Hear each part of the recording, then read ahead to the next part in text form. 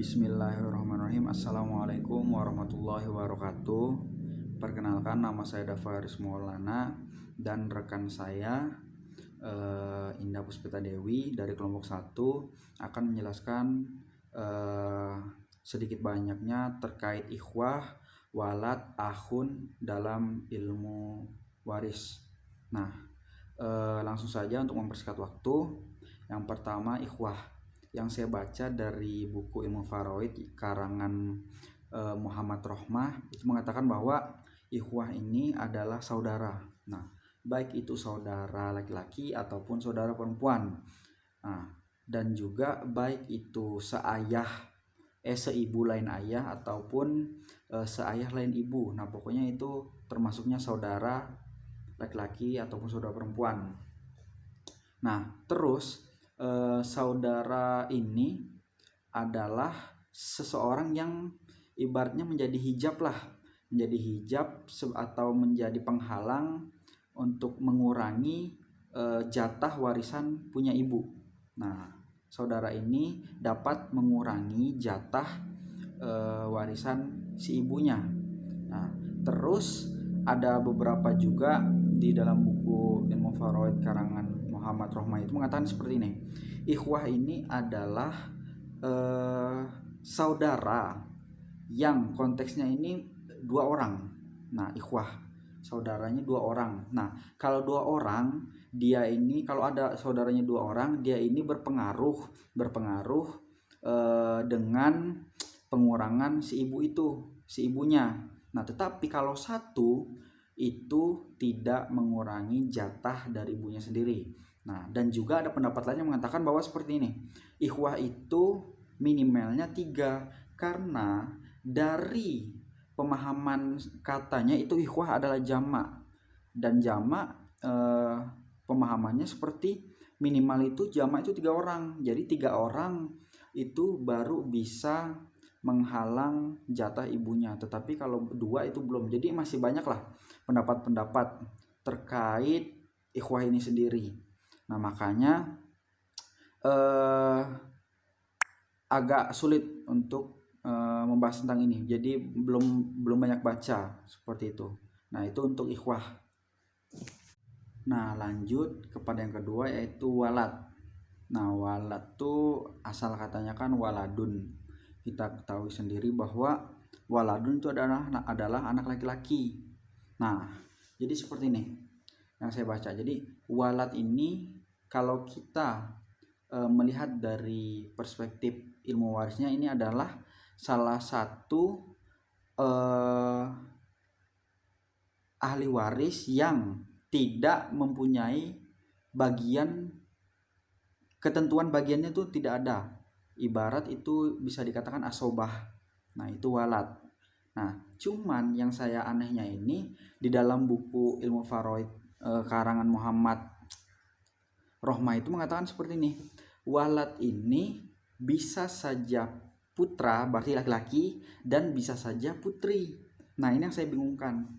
Nah, cuman sebagai mahasiswa juga kan kita harus bisa berpendapat.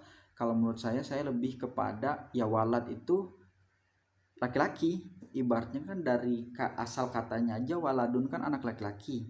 Nah, tetapi memang sih keterbatasan literatur atau keterbatasan buku bacaan yang saya kurang membaca, jadi sampai-sampai saya bisa mengatakan bahwa ya saya lebih setuju kepada walad itu kepada anak laki-laki yang tidak mempunyai ketentuan tetap bagian warisan, atau bisa dibilang dia ini hanya asobah atau sisa. Nah, itu yang saya ketahui tentang walad. Karena memang terkait ilmu faraid atau ilmu mawaris ini memang harus banyak yang kita baca sih ya, untuk mendapatkan mendapatkan ilmu yang benar-benar ini benar gitu. Harus banyak baca sih. Mungkin karena memang keterbatasan bacaan yang saya baca jadinya seperti ini. Tetapi tetap sih terkait walad saya lebih mengambil bahwa walad itu adalah anak laki-laki yang tidak mempunyai ketentuan khusus pembagian warisnya, seperti itu walad. Nah, terus yang ketiga yaitu akhun. Nah, akhun ini di dalam surah An-Nisa ayat 12 seperti ini bunyinya. Ahun wa ukhtun falikulli wahidin minhuma sudus. Jadi saudara laki-laki dan saudara perempuan itu masing-masing mendapat 1/6. Nah, jadi akhun di sini adalah saudara laki-laki. Nah, yang saya dapatkan bahwa konteksnya ini adalah seperti ini. Saudara laki-laki dan saudara perempuan yang seibu. Nah, mereka ini yang seibu. Jadi ulama itu bersepakat bahwa maksud dari akhun wa ukhtun itu adalah saudara laki-laki dan saudara perempuan seibu. Nah, seperti itu ya. Saudara perempuan seibu. Nah, terkait pembagiannya mungkin nanti akan dijelaskan lebih lah tentang pembagiannya. Jadi untuk pengertian dari ikhwah, walad, dan akhun mungkin cukup sekian. Nanti kita lanjut kepada dasar hukumnya. Terima kasih.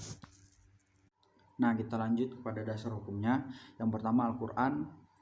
Kita ketahui sendiri bahwa dari semester kemarin juga kita telah membahas ya dasar hukum waris atau pembagian waris, yaitu di dalam surah An-Nisa ayat 7, 11, 12 sama 176. Nah, di situ itu banyak ketentuannya terkait pembagian harta waris, baik itu misalnya anak laki-laki yang sepadan dengan 2 anak perempuan, terus ibu bapak dapat 1/6, dan lain-lainnya, banyak lah itu di Al-Quran. Nah, yang menarik ini saya akan membahas tentang undang-undang Indonesia tentang waris, yaitu kompilasi hukum Islam. Nah, di dalam kompilasi hukum Islam itu di dalam pasal 188 mengatakan bahwa apabila penerima waris ini tidak setuju dengan pemberian atau pembagian dari ahli waris, itu bisa mengajukan gugatan kepada pengadilan agama untuk membagi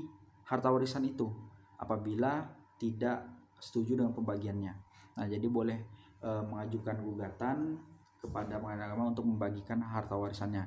Itu di dalam pasal 188. Nah, dan yang kedua itu ada di dalam pasal 191 mengatakan bahwa apabila waris itu,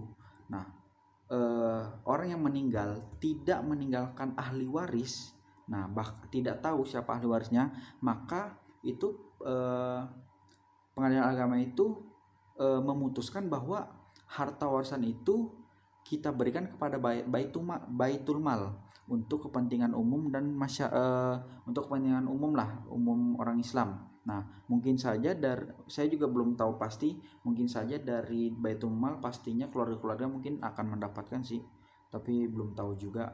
Itu di dalam pasal 191. Nah, di dalam pasal 190-nya itu mengatakan bahwa segini, kalau istri itu terkait harta waris yang ditinggalkan oleh pewaris itu bisa saja mendapat harta gono gini, dapat bagiannya. Itu sih yang saya ketahui tentang KHI, yaitu kompilasi hukum Islam tentang waris. Mungkin masih banyak pasal-pasal lainnya yang belum saya baca, tapi sedikit banyaknya itu sih yang saya mengerti dan menurut saya penting juga sih untuk kita semua. Terima kasih. Mungkin itu saja, nanti bakalan dilanjutkan oleh rekan saya Indah Puspita Dewi. Terima kasih.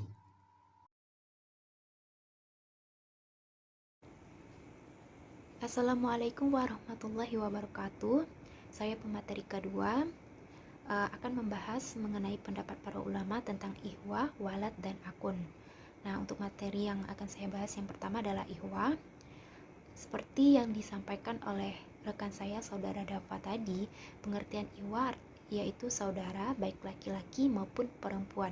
Nah, pengertian disampaikan oleh Dafa ini tidak jauh berbeda dari pengertian yang disepakati ulama.